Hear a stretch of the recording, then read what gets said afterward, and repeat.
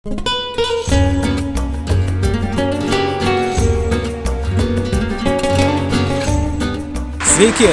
Jeigu jums patinka mano mintys, istorijos, eilės, taip pat ir renginiai, kviečiu prenumeruoti kanalą Linas Romantikas. Na, o šiandien stebėkite renginį Kurnėnų mokykloje.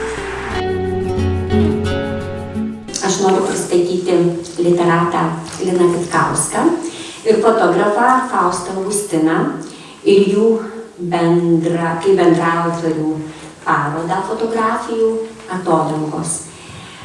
Taigi, linkiu gero vakaro.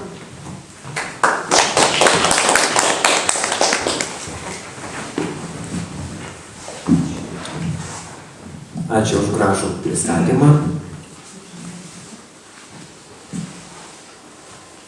Aš esu šios parodos idėjos autorius ir šiandien aš visus kviečiu į mūsų jausmų ir minčių atodangas.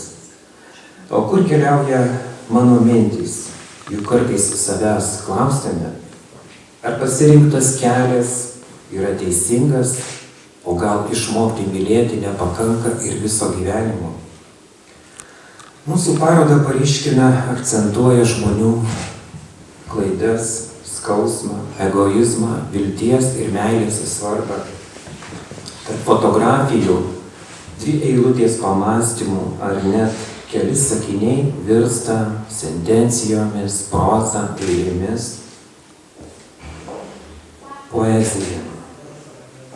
Mes ieškome, klystame, kalbamės ir po aibės bandymų kažką atrandame jums. Tikiu, kad mūsų vaizdai ir žodžiai pakvies pokalbių diskusijai, o gerą nuotaiką mums padės sukurti muzikantas Deividas. Labai džiaugiuosi, jog ši mūsų paroda tampa keliaujanti. Ji veiks Kurnėnų mokykloje iki lapkričio 30 dienos. Na, o dabar parodą Atodangos skelbiu atidarytą ir kviečiu Deividą mums pagroti.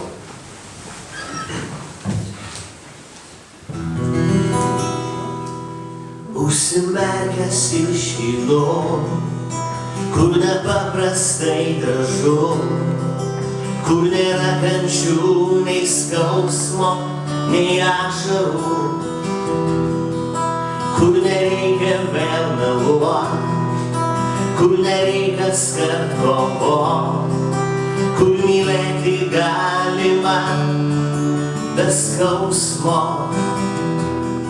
Aš tikiu, kad ten aukštai, kur gyvena angelai, aukso knygoje iškaltas mano kelias.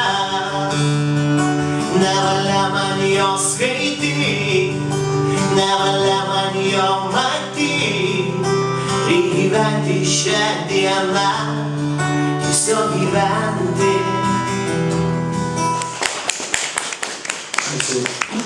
Ačiū Deividui ir truputėlį dar pakomentuosiu šiek tiek apie mūsų parodą, kaip gimė idėja. Mes pasikalbėjom, ilgai kalbėjomės, ginčijomės ir iš pradžių sumanymas buvo išleisti knygelę kartu su Faustu Augustinu. Mano rankose knygelėje Intuicija ir mes ilgai galvojom, kaip reikėtų pristatyti visuomenį ir kaip ją reikėtų išleisti. Tai ieškojom nuotraukų, fotografijų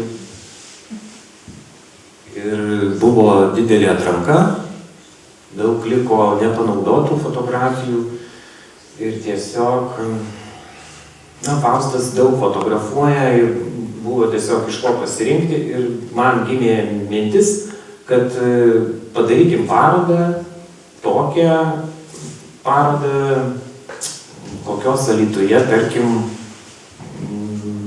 lyg ir nebūdė, nes dažniausiai daro organizuoja parodas, fotografijos būna, kažkokie vaizdai, kažkokios sumanymai įvairūs.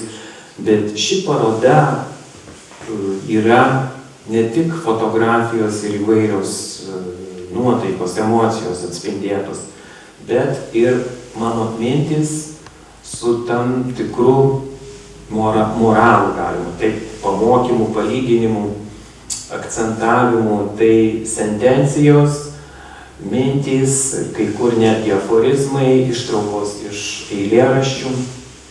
Na, aš čia galbūt nepasakosiu jum kiekvieno sumanimo, kaip viskas buvo, nes jūs susidarysit klaidingą nuomonę galbūt ir tiesiog paskui jūs pasižiūrėsit, padiskutuosit. Tikslas ir buvo toks, kad sukurti reginį, kuris pažadintų daug daugiau minčių, negu matot vaizde ir tekste, ir kad jums kiltų dar papildomų klausimų ir asociacijų. Tai tokia mūsų paroda, o dabar dar paskaitysiu Savailių kelionė. Aplinkui nieko, tuštuma, Sachara, smėlis ir tyla. Nei priešo, nei draugų. Tik skausmas širdyje ir didelis troškimas išgyventi. Šiuose smėlynuose mes esame tik dviese. Vienatvė mano ir aš. Atliekantis bausmės už savo nuodėmes visas. Negailestingas vėjas žarsto smėlį man tiesiai į akis. Nors nieko nematau, vis tiek tolyn brendu per klampų smėlį. Nors piktas vėjas vėl mane parklupdo prieš tave ant kelių. Aš atsistoju ir einu į tolį, aš išeinu ieškoti žiburio vilties.